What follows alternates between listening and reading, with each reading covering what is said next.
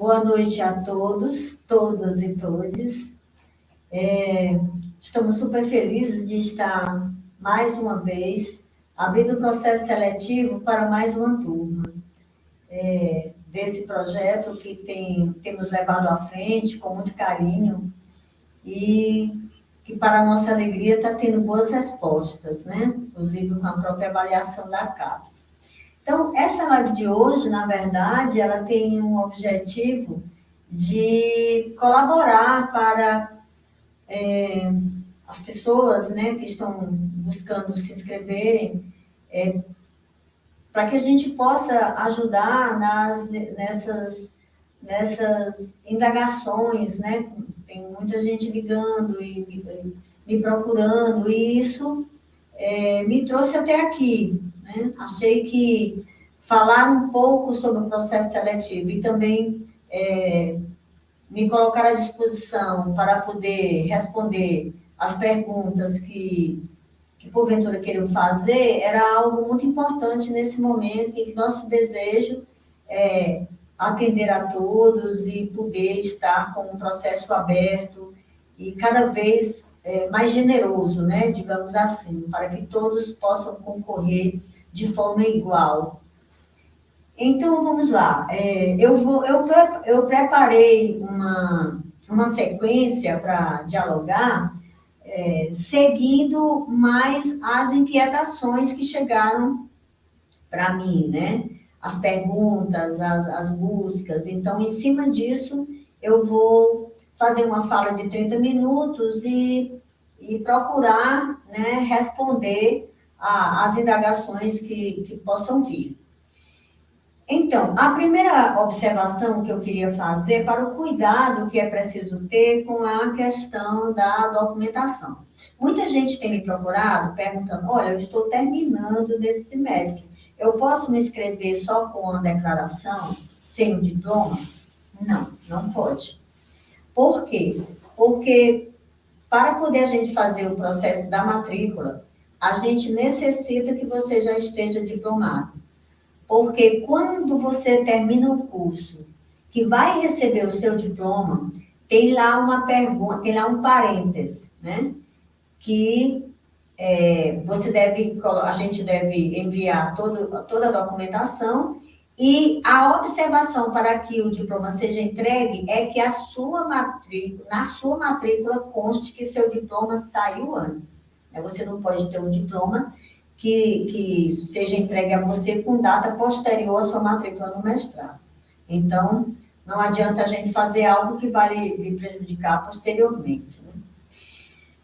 A outra coisa é ter cuidado com a colocação dos documentos. Nós temos visto que quando as pessoas começam a inserir os documentos, às vezes colocam documentos em lugares errados, né? E quando a gente vai verificar para poder fazer o deferimento, às vezes acontece de alguns erros e prejudicar alguns candidatos porque os documentos não constam lá ou foram colocados em lugar errado, né?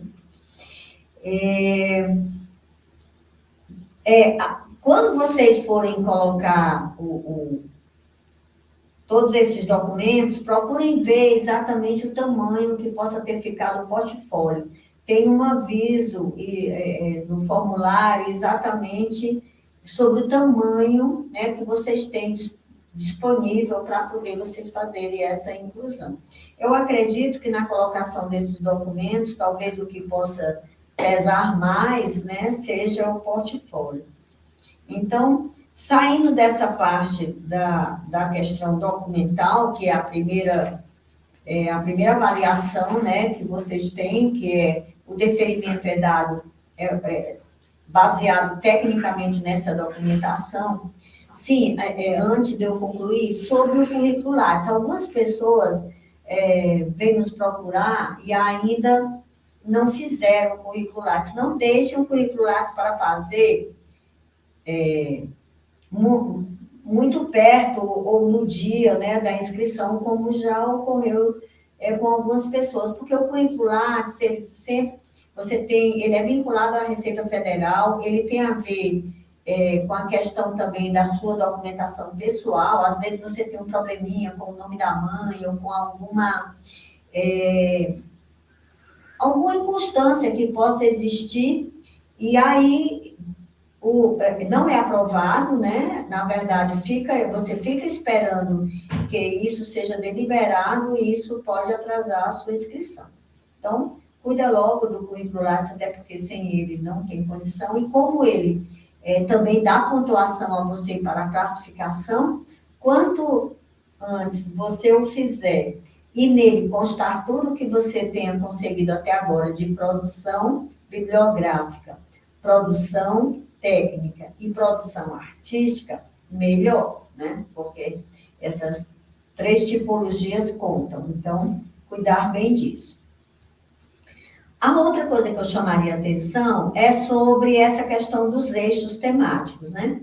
Por que que a gente, como vocês sabem, o nosso mestrado, ele é um mestrado em artes, é um mestrado de artes, e ele foi pensado para artistas e artistas docentes, né? Ele tem 2 linhas de pesquisa, que é ensino e aprendizagem em artes e produção em artes. Às vezes, muita gente vem conversar conosco como se o fato de ir se inscrever para aprendizagem e ensino em artes, isso significasse que essa pessoa não tinha uma produção artística. No nosso ponto de vista, isso não pode ocorrer, né? Tanto para o ensino e aprendizagem em artes, como no processo criativo, esse candidato precisa ter produção em artes, considerando que o mestrado é para artistas e artistas docentes. E mesmo que você esteja somente dedicado à escola, isso não significa que você não tenha produção artística, né? O ambiente escolar é um ambiente propício para a criação artística, né? Sejam elas coletivas ou individuais, ou a partir de você com seus alunos, enfim. Ele necessita ser esse lugar de produção artística, sim. Então, como o nosso professorado, né? Se nós temos um mestrado em artes, então significa que nós temos professores das 4 linguagens. Professores, né? Na área de teatro, dança, música e artes visuais. Então, a forma como nós temos de abrigar as vagas é exatamente através de eixos específicos. Então, é isso que eu peço para vocês terem atenção. Se o seu projeto tem que estar, de certa forma, bem harmônico com o eixo que você vai escolher. Você não pode, por exemplo, escolher um eixo artes visuais, aí que tem arte para as infâncias, que tem uma vaga, e de repente o seu projeto não está, de certa forma, voltado para isso, né? O seu objeto investigativo não está voltado para isso. Então, preste bem atenção que o eixo que você vai escolher é exatamente o eixo cujo objeto investigativo, né, vai estar encaixado lá, né, para poder haver esse casamento, né, para a vaga que você está concorrendo. Então, nós temos lá no edital, né, vários eixos para ensino e aprendizagem em artes, e também para os eixos dentro de processo criativo. Eu não vou ler cada um, porque eles estão no edital, e quando vocês forem perguntar, caso tenha alguma dúvida, pode fazer alguma referência, né? Mas, assim, acho que eles estão bem claros aqui, tá? Muito bem. A outra coisa que eu quero chamar a atenção é sobre, nós temos várias etapas, né? E em relação à questão da prova escrita, né, que no momento anterior, né, durante a pandemia, a gente procurou trabalhar de outra forma, mas agora nós voltamos ao as etapas que constam no nosso regimento, né? Então, todas as etapas que estão no edital são as etapas que constam no regimento do PPG Artes. Esse regimento, inclusive, está no site também, né? Mas, enfim, então, a prova escrita, ela está baseada, né, em 3 artigos e um livro sobre o processo de criação. Então, esses artigos, eles estão disponíveis na internet, e esse livro da Cecília Almeida, a Cecília Almeida Salles, ela é um livro que já há bastante tempo está sendo utilizado, inclusive no próprio PPG, já foi usado bastante aqui no nosso processo seletivo, e ele é um livro de fácil acesso. Então, nós acreditamos que não vai ter muito problema, né, para poder haver essa preparação para essa prova escrita, tá? Então, o outro passo é sobre o anteprojeto, né? A primeira coisa que eu, né, gostaria de destacar é que eu tenho visto muita gente dizendo assim, eu quero dar continuidade no mestrado com esse meu projeto que eu fiz no TCC, que eu desenvolvi no TCC.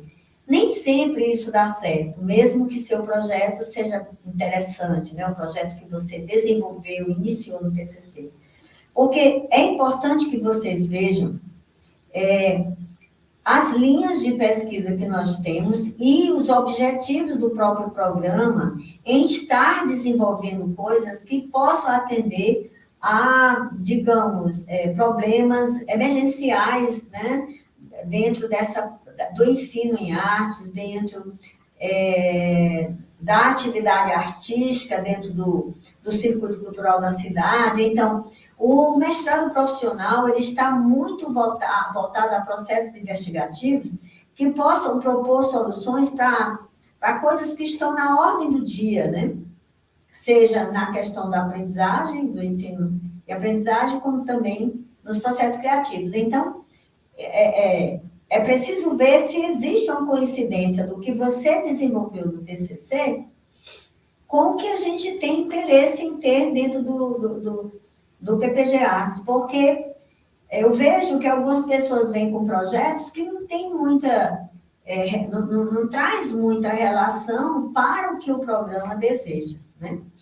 E aí é importante vocês saberem que o seu projeto, ele, de certa forma, ele tem que coadunar com os interesses do PPG Artes, né? Normalmente, no programa, nós temos projetos que são mais globais e que esses projetos investigativos que entram no programa é para auxiliar a esses projetos maiores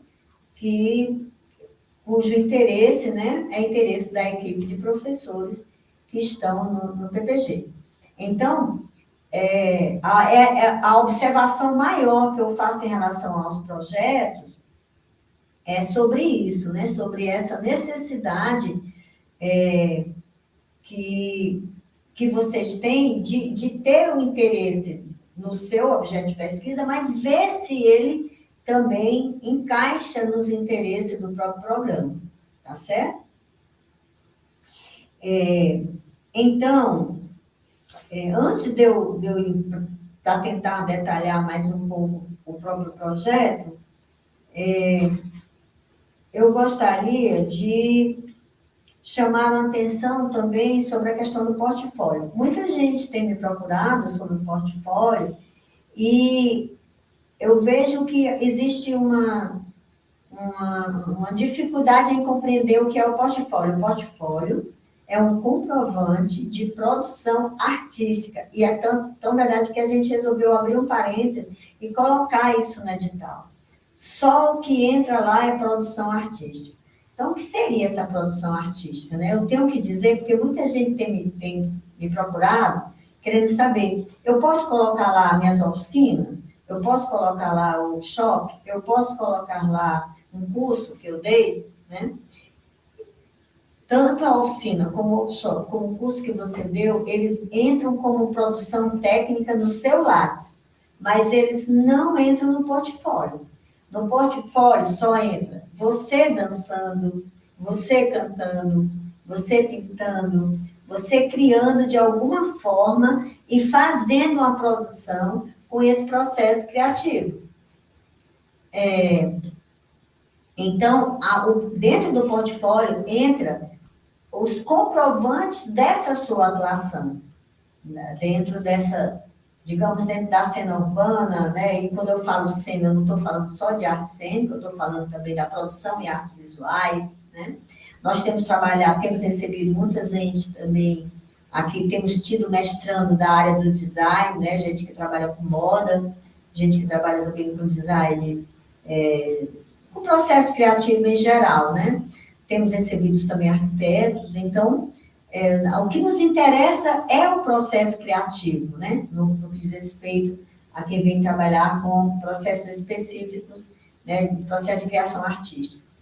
Então, é isso que nos interessa, né? Então, nós estamos aqui com as 4 linguagens e também com essas outras áreas que também se utilizam do processo criativo em arte. Então, esse portfólio que você vai nos enviar, e precisa ter um portfólio, né? Esse portfólio é de comprovações das suas atividades em artes, né? Sejam elas, né, dessas formas que eu já falei. Muito bem. Então, vamos conversar um pouco sobre o projeto, né? Tem dentro do edital, né, nós colocamos um anexo, já para poder contribuir para a efetivação a efetivação do projeto, né? Porque nós víamos que havia uma certa dificuldade, né? E aí o que a gente chama a atenção é sobre essa questão da identificação, ou seja, o projeto, ele só pode ter até 10 páginas, na verdade você acaba escrevendo só 9, porque uma é a capa, é o único local onde você vai identificar o nome do seu projeto e o nome do candidato, então somente. É o nome do projeto, o nome do candidato e o eixo, né? O eixo onde você está se inscrevendo. E logo em seguida, né, na página seguinte, você começa, né, o título do projeto e começa a desenvolver o projeto, né? Introdução, o projeto comum, né? O objetivo geral, objetivo específico, esse referencial teórico, né? Você vai ter que falar sobre essa questão da sua metodologia, material e métodos, o que você vai, qual a metodologia, o que foi as estratégias, né? Que você deseja utilizar para desenvolver essa investigação e um cronograma, né, de trabalho, um plano de trabalho baseado nos 24 meses do curso. E aí você vai colocar também as referências bibliográficas. Então, comum, né, de praxe, né, o clássico, projeto e tudo mais. Mas o que a gente chama atenção muita gente pergunta, essas 10 páginas incluem a capa e as referências, né? Então, são 10 páginas, incluindo tudo, né? Então, é uma coisa enxuta e que deve ir direto ao ponto para que a gente possa ver tanto a capacidade do candidato dessa escrita, né, de expor o seu pensamento, e também as intenções com a questão da sua investigação, né? Clareza das ideias naquilo que deseja investigar. Dentro desse texto, né, que vai da página, seria da página 2, né, até a página 10ª, você não pode se identificar de forma alguma, né? Porque se isso acontecer, isso vai invalidar o processo, tá bom? Nós colocamos também, dentro dos anexos, né, uma forma de como você mesmo vai fazer a avaliação, né, do seu Lattes, a partir do que você tenha, né, de publicação, tanto de produção bibliográfica como de produção técnica, né? E então é você que faz essa pontuação e manda a lista para a gente, né? A gente faz só uma conferência. E também você vai fazer essa pontuação do seu portfólio baseado no quadro artístico, né? Todas as regras que estão aqui são regras que a CAPES utiliza para fazer a contagem também da pontuação, né, de todos os profissionais que estão envolvidos no programa, os professores, os discentes, né? Então, é importante que vocês utilizem, porque com isso, é baseado nesses critérios, né, que a gente vai fazer a classificação, né, já que tanto a contagem do Lattes, a contagem do portfólio, ela já não viabiliza ninguém, né, não reprova ninguém, ela apenas classifica, né? Essa pontuação vai servir para classificar o candidato, né? Porque às vezes o candidato passa, por exemplo, nós temos 15 vagas, né, de ampla concorrência. Então, o candidato passa, mas ele ficou em 17º lugar, né? Então, ele é aprovado, mas não é classificado. Daí, porque a importância do Lattes e do portfólio, que é quanto mais a pontuação, melhor, mais chance tem de uma boa classificação, tá bom? Então, acho que era mais ou menos isso. E aí, estou aberta aqui para as perguntas que vocês queiram fazer. Vamos ver aqui. Professora, na ficha de inscrição pede teste de proficiência em uma língua estrangeira. O curso de língua espanhola no IPA já vale? Sim, já vale, mas é importante também que vocês saibam que esse teste de proficiência, vocês têm 1 ano também para nos apresentar, tá certo? Você lá diz se tem, diz qual é e tudo. Se você já tem, você entra com o documento. Se não, ele não vai inviabilizar, porque você tem 1 ano para nos apresentar, tá certo?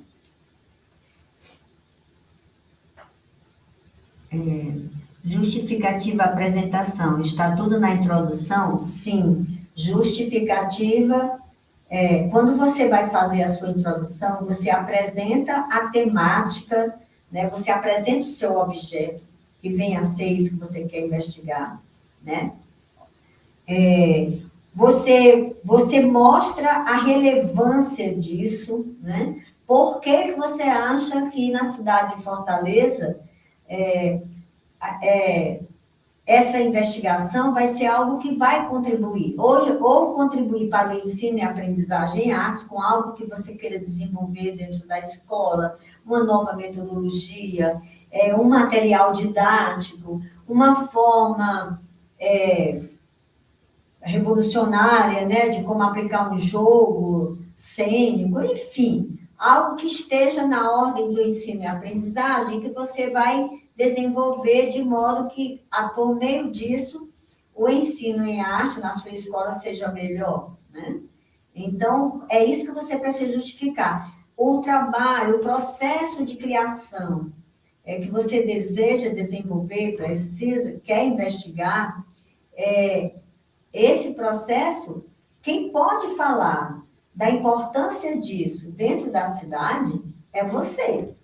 Porque pode ser que determinada coisa que você deseja desenvolver, pode até ser que já existe em algum lugar. Mas se ela não é aplicada, ou se ela não está aqui, ocorrendo aqui no Ceará, talvez uma experiência com algo que tenha sido desenvolvido, mas que você vai experienciar aqui na cidade, também pode ser. Mas tem que ter algo novo que surja a partir do seu processo investigativo, e que isso seja deixado além da escrita científica, que foi algo que eu deixei de falar. Tudo que vocês vão desenvolver aqui no seu projeto, seja no ensino e aprendizagem em artes, ou seja no processo de criação artística, tudo isso precisa deixar um produto efetivo.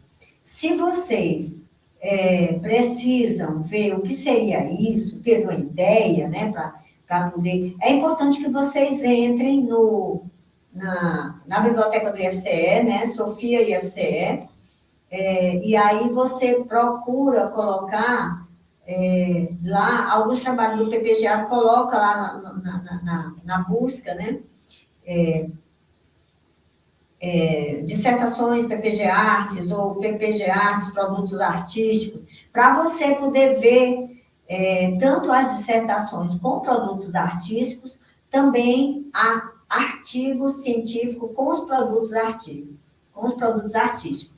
Porque no PPG Artes, você pode fazer o trabalho conclusivo final, não apenas se utilizando da dissertação. Se tiver a dissertação, é para ser a dissertação e o produto artístico. Mas você também pode desenvolver um processo que você apresente um artigo científico e mais um produto, né? Nós temos alguns mestrandos que fizeram trabalhos assim.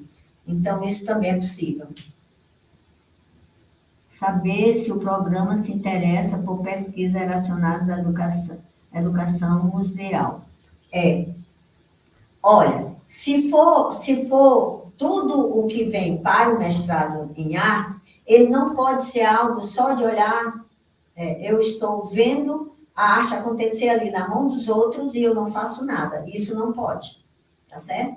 Aqui nós estamos para produzir, desenvolver o conhecimento em artes na atitude do fazer. Então, os processos de museu nos interessam desde que eles sejam processos também por meio do qual a gente esteja desenvolvendo ensino e aprendizagem em artes e também processos de criação artística. Na ficha de inscrição, deixa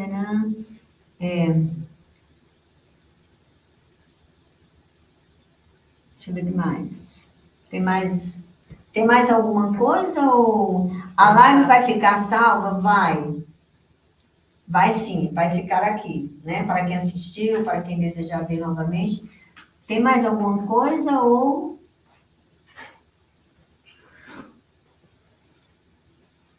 Foi só? Deixa eu ver se tem mais alguma pergunta aqui. Não, acho que foi só isso, né? Olha, pois não tendo mais, se vocês estão todos satisfeitos, né? Então, sobre o cronograma. Cadê? O cronograma. Tá. O que é que... O cronograma você tem que fazer uma previsão para 24 meses, onde, normalmente, como é que ocorre aqui no mestrado, né? Durante esse primeiro ano, você, além de estar fazendo o primeiro contato com o seu orientador e fazendo esse primeiro momento, né, de iniciar sua investigação e fazer as adaptações necessárias, porque isso ocorre com quase todo mundo, né, quando chega o projeto, vai ser revisto e tal, você também vai estar pagando as disciplinas que precisa pagar, ou seja, você tem que fazer 3 disciplinas, você tem que pagar 12 créditos obrigatórios e 12 créditos optativos, né? Com 3 disciplinas obrigatórias e 3 disciplinas optativas, você paga esses créditos, que dá 24 créditos. Após isso, você começa, então, com o trabalho se dirigindo para a qualificação, onde você paga mais 3 créditos, e depois, dependendo da aprovação na qualificação, você vai para o processo de trabalhar para finalizar a investigação e ir para a defesa. Ou seja, você vai ter 2 anos, onde nesse primeiro ano, além de começar o processo investigativo, você está pagando as disciplinas, né? Pagando 12 créditos e mais 12 créditos. E o último ano você se dedica para finalizar o processo investigativo e poder qualificar e defender. Então, o cronograma tem que fazer essa previsão. Mas pode ser uma tabela. Pode, desde que ela atenda isso que a gente está pedindo, né? Tem que ficar claro lá como você pensa em estar no curso e como você está se organizando para poder atender a esse tempo que ele é obrigatório. Não é de nosso interesse passar os 24 meses, porque com isso o programa perde ponto. Então, nosso interesse é que os alunos possam cumprir com o tempo do mestrado, que são 2 anos, né? Então, é importante que o aluno se programe com isso, né? Normalmente, as aulas, elas são presenciais e elas ocorrem, nesse nosso momento que estamos vivendo, às quintas e sextas-feiras, aqui no Campus Fortaleza, tá certo? Então... Tem uma pergunta no Instagram, está perguntando se modelo de carta convite, ou se como é que se faz essa carta, porque havia no edital anterior. Carta convite? No edital anterior, do ano passado. Acho que essa pessoa olhou o edital anterior. Não, carta, eu acho que ela está fazendo uma confusão, porque a gente, nesse edital, não tem nada sobre isso. Nesse edital, a gente não tem essa coisa da carta convite, né? Então, mas qualquer coisa que vocês tenham dúvidas, podem mandar no e-mail do PPGA ou no e-mail do próprio processo seletivo que está no edital. Vocês podem se comunicar com a gente por lá, tá? Tem mais alguma coisa? Deixa eu ver. Quando vão as inscrições? As inscrições vai até 26 de outubro, né? E a nossa intenção é que a gente possa estar cumprindo com esses prazos para poder a gente concluir todo o processo de avaliação, conclusão de tudo até final de dezembro, né? Para vocês irem para o Réveillon, todo mundo feliz porque passou. Né? Que mais? Tem mais? Se o programa, assim, já foi perguntado. Tem mais alguma coisa, Cis? Como são divididas as vagas? Tá. As vagas nós deixamos bem claro porque ela tem eixos, né? Cada professor dentro do processo seletivo tem uma vaga. Então, e vocês têm lá, por exemplo, onde tem um eixo que tem 3 vagas, é porque lá tem 3 professores de artes visuais, ou ligado a teatro, ou ligado a cênicas, ou ligado à música, né? Então, é só vocês verificarem pelos eixos, onde tem as vagas estão distribuídas, exatamente seguindo essa questão dos eixos. Eu deixei de falar que nesse processo nós estamos com um processo de ampla concorrência e um processo ligado também à SME, né? Então tem que só quem pode se inscrever são professores da Prefeitura de Fortaleza. Nesse processo da Prefeitura, eles vão concorrer entre si, mas é o mesmo processo. Vocês verem, eles vão passar pelos mesmos critérios, as mesmas coisas. A diferença é que eles só concorrem entre eles, né? Eles têm 10 vagas. E ampla concorrência tem 15 vagas e só concorrem entre si. Nós também temos vagas para os cotistas, né? Então, é muito importante também, é uma coisa que a gente tem muito carinho, quem tiver dificuldades, a gente procura auxiliar no que pode. Aliás, a todo mundo, né? Já que essa vida minha aqui foi uma preocupação em poder, as respostas que eu estava dando a quem estava me procurando, eu poder compartilhar. Isso podia ser inquietações de mais pessoas, né? Então, é uma vontade grande de que todo mundo possa ter as mesmas oportunidades, tá bom? Esse edital, a gente tem um a cada ano e a gente sempre abre a seleção sempre no segundo semestre, tá? Tem mais alguma coisa? Então, queridos, nós também vamos deixar a live gravada e também vamos continuar procurando colaborar. Qualquer inquietação é só nos procurar lá no e-mail da seleção, que a nossa intenção é contribuir com todos, né? Estamos abertos aqui. Tá bom? Então, muito obrigada, fique com Deus, eu espero ter ajudado, né? E qualquer coisa, sabem onde nos encontrar. Um abraço, boa noite.